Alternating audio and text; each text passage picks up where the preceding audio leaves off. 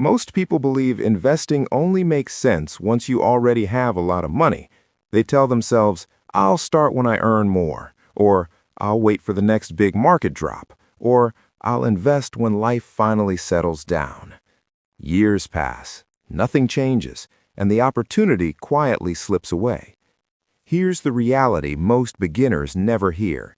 Investing doesn't start with a large amount of money, it starts with a decision. You can begin with a small sum, even something as simple as $100.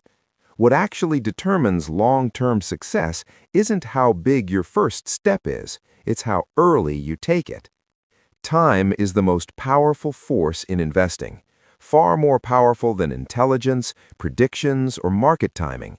When money is given enough time, it begins to grow on itself. That effect is called compounding, and it's the closest thing finance has to gravity. A simple way to think about compounding is this. Imagine two people planting the same type of seed. One plants it today, the other waits 10 years before doing anything. Even if the second person waters the plant more aggressively later, they can never recover the lost time. Growth needs seasons.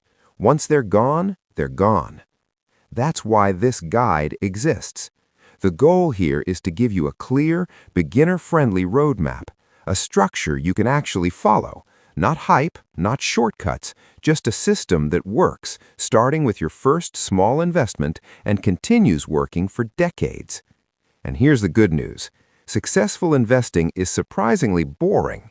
You don't need to monitor charts all day. You don't need to chase trends or react to every headline. In fact, most beginners who fail do too much, not too little. Before talking about what to buy, it's important to reset expectations. Many people think success means turning a small amount of money into a massive fortune in a short time. That mindset turns investing into gambling. Real investing success looks very different. It looks like consistency. It looks like patience. It looks like steady growth over long periods. A realistic annual return doesn't sound exciting when you hear the number, but when that return repeats year after year, it quietly builds real wealth. This is how ordinary people end up financially secure without ever making a dramatic move or picking a perfect stock.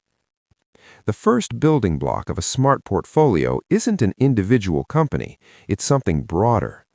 This is where exchange-traded funds come in, usually called ETFs.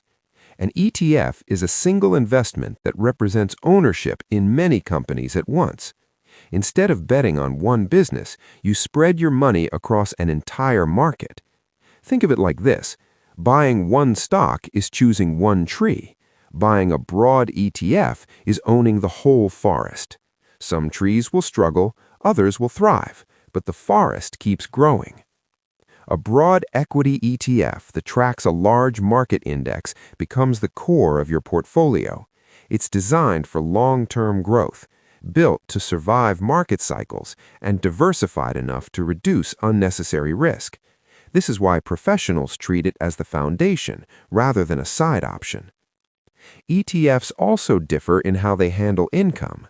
Some automatically reinvest profits back into the fund, allowing your investment to compound internally.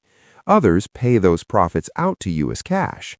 If your goal is long-term growth, automatic reinvestment usually makes more sense early on because it accelerates compounding without requiring action from you. Not all ETFs are built the same way, though, and understanding their structure matters more than most beginners realize. Some funds actually hold the underlying companies they track. Others use financial agreements with institutions to mirror performance instead of owning the assets directly. Both approaches exist within regulation, but they carry different layers of complexity and risk. There's also something called securities lending. Some funds temporarily lend out shares they own in exchange for additional income. This can slightly improve returns, but it introduces details most people never think about.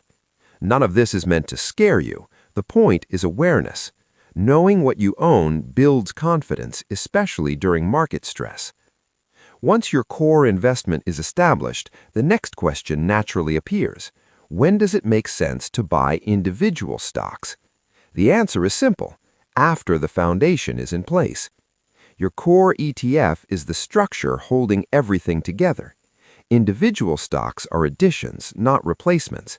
They allow you to express conviction in specific companies or strategies without putting your entire portfolio at risk.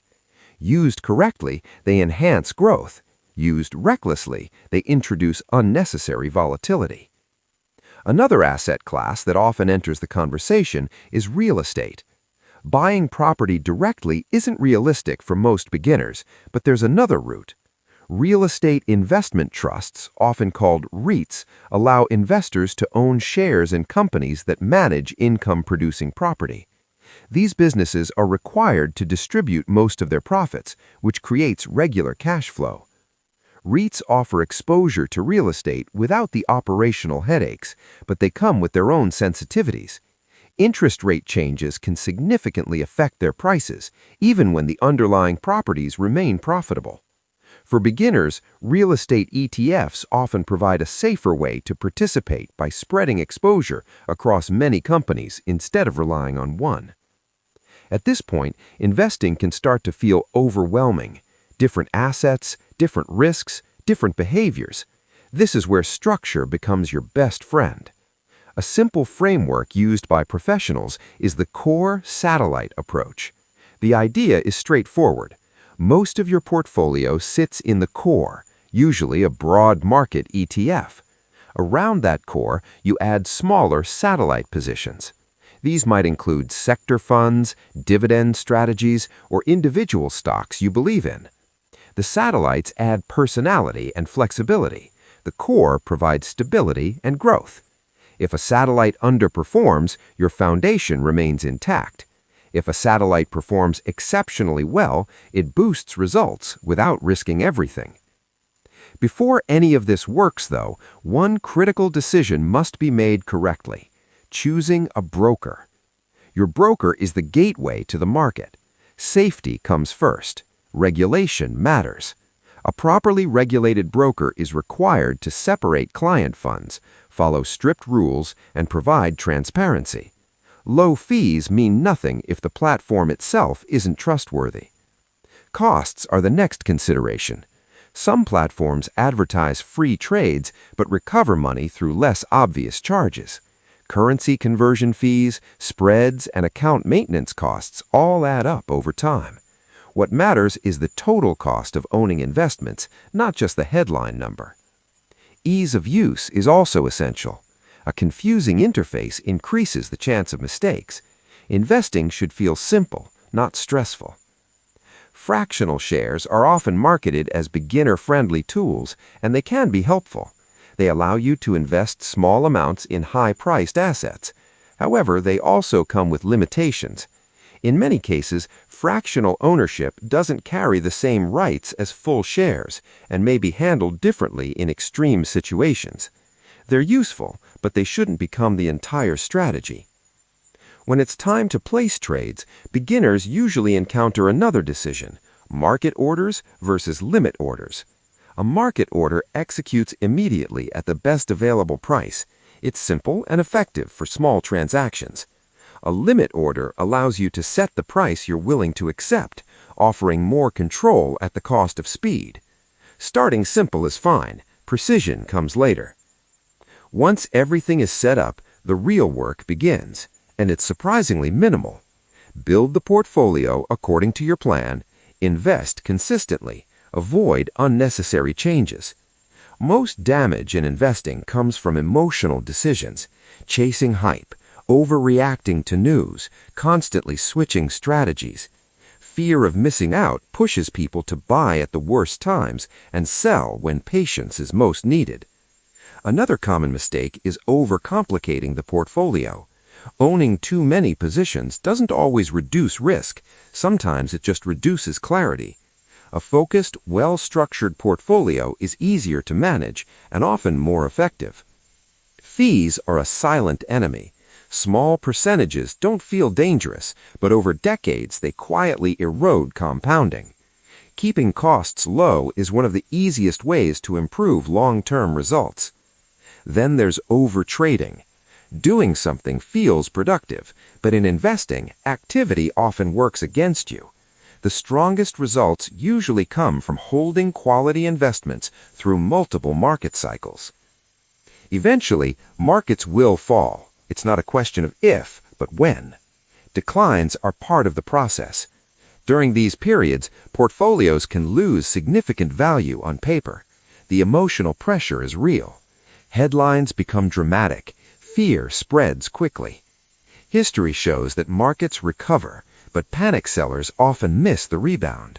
Staying invested, continuing regular contributions, and maintaining discipline during downturns is what separates long-term success from regret. Once your portfolio is built, maintenance becomes simple.